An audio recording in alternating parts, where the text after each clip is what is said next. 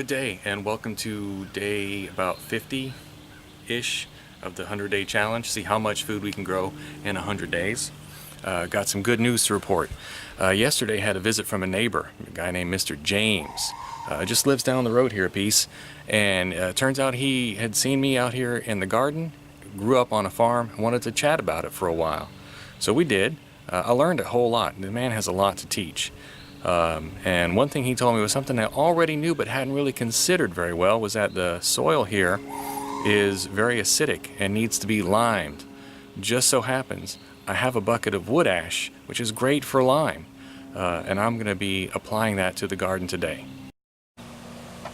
Here's Chicken Town, badly in need of some maintenance. Oh, here comes Fatty. I don't have treats for you. I don't have treats for you. But I will be cleaning up. And there is Reese the bunny. He's been let out every day and he enjoys it.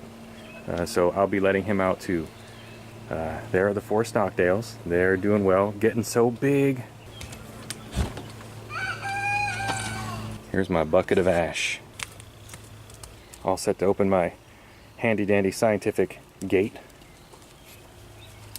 To be the most efficient, I should have done this yesterday. We had a big rain last night. Had I spread this wood ash on the ground yesterday, the rain, the pure rainwater would have driven it down to where the roots are, to where the plants need it. As such, I'll just spread it around today, and then I'll do a subsequent watering later. Should be fine. At least Handsome George thinks so.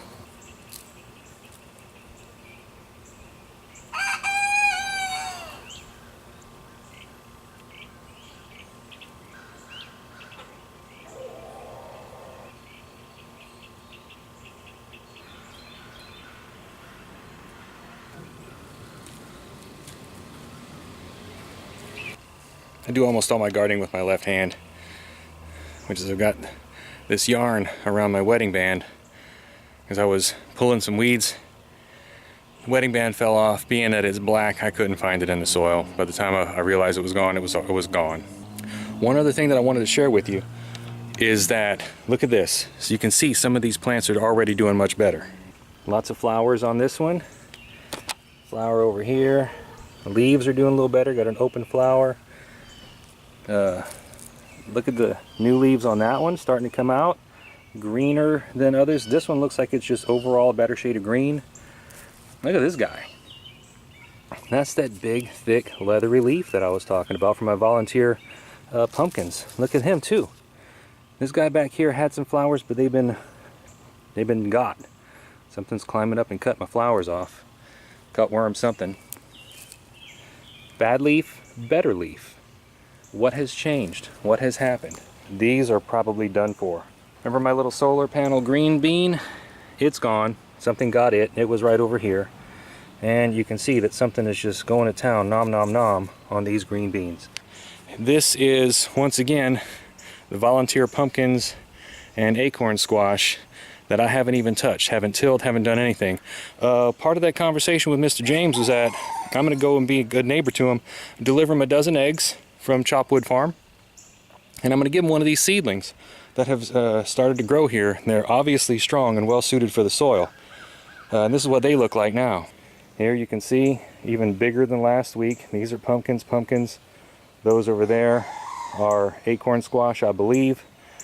And here's some new ones, even more coming out now.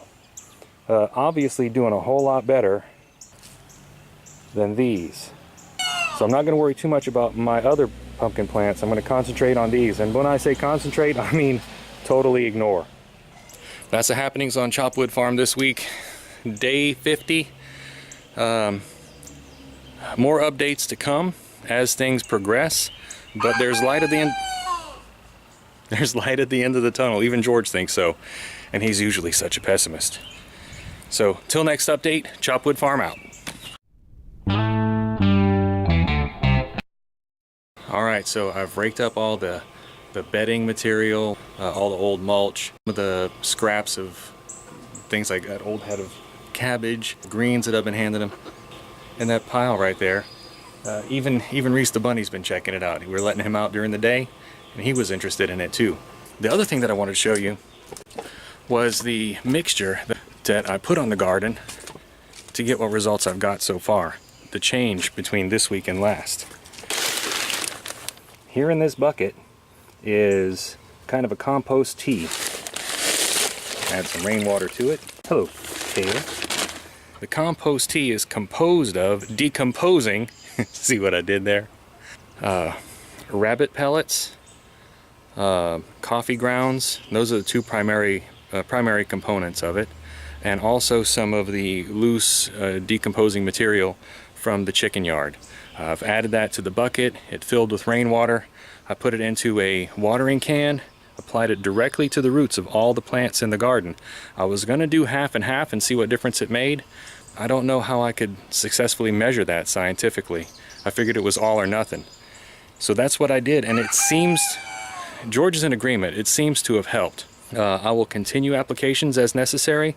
We're going to see how this lime treatment has gone with the wood ashes, and another update coming your way soon. Stay tuned, and don't forget to, see if I can get it right this time, like, comment, and subscribe. Thanks.